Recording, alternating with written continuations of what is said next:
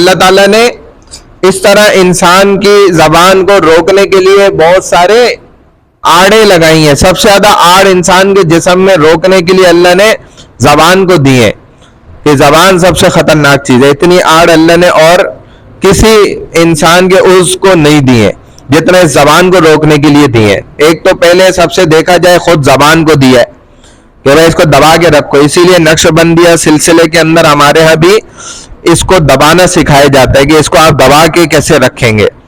اور ہمارے شیخ یہی تعلیم دیتے ہیں ہمیشہ. ہر دفعہ جب ان کی مجلس میں جاؤ تو وہ یہی تعلیم دیتے ہیں آخر میں ذکر کرانے سے پہلے کہ اب اس زبان کو آپ اوپر تالو سے چپکا دو یوں کر کے, ٹھیک ہے, اور کہتے ہیں دونوں ہونٹوں کو جوڑ لو, بند کر لو. اس کو بھی اندر دبا دیا, زبان کو, ہونٹوں کو بھی دبا دیا, تو خود بخود دانت بھی ایک دوسرے سے جڑ جائیں گے. اور پھر کہتے ہیں کہ اب بالکل سکون سے بیٹھ کے اور دل میں خیال کرو کہ اللہ تعالی رسول اللہ صلی اللہ علیہ وسلم کے دل پر اپنی رحمتیں, برکتیں اور تجلیات اتار رہے ہیں حضور صلی اللہ علیہ وسلم کے دل پر, اور آپ کے دل سے ہوتے ہوئے پھر صحابہ کے دلوں سے ہوتے ہوئے وہ پوری جو چین چلتی ہوئی آ رہی ہے, تو ہمارے شیخ کے دل سے ہوتے ہوئے پھر میرے دل میں وہ تجلیات, وہ اس کے اثرات اور برکات اور رحمتیں اتر کے آ رہی ہیں. اور پھر میرا دل کہہ رہا ہے اللہ. تو یہ 3 دفعہ حضرت تھوڑا زور سے بولتے ہیں اللہ اللہ, پھر دبا کے اندر شروع کر دیتے ہیں یہی ذکر. تو ایسے حضرت ہر دفعہ تربیت کرتے ہیں اور سکھاتے ہیں کہ ایسے ذکر کرنا.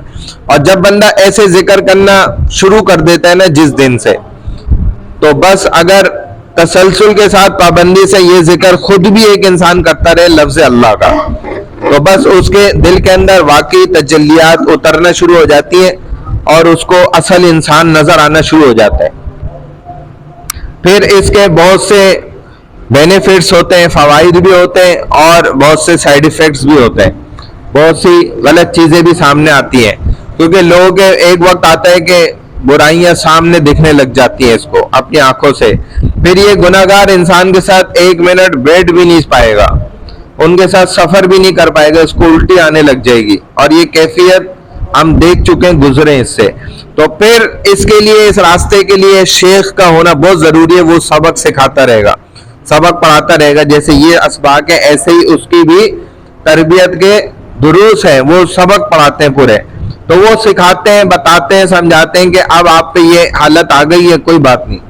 ان تمام حالتوں سے ہم بھی گزرے ہوئے, پھر ہم نے ان سب کا, ہمارے بھی شیوخ نے علاج کیا ہے. تو اب اس مسئلے کا, اس بیماری کا علاج یہ ہے کہ آپ نے اپنے آپ کو بچانے کے لیے, کیونکہ یہ بھی تکبر آ جاتا ہے نا, پھر جب آدمی کا دل پاک ہونے لگتا ہے تو جو ناپاک دل والے وہ اس کو کھٹکنے لگ جاتے ہیں. ایک آدمی سادہ سے نماز پڑھنے کے لیے آتا ہے تو اس کو بے نمازیوں سے الجھن ہونے لگ جاتی ہے کہ بھائی میں نماز پڑھنے جاتا ہوں, یہ کیوں نہیں جاتے نماز پڑھنے. یہ شیطان خود ڈالتا ہے دل میں.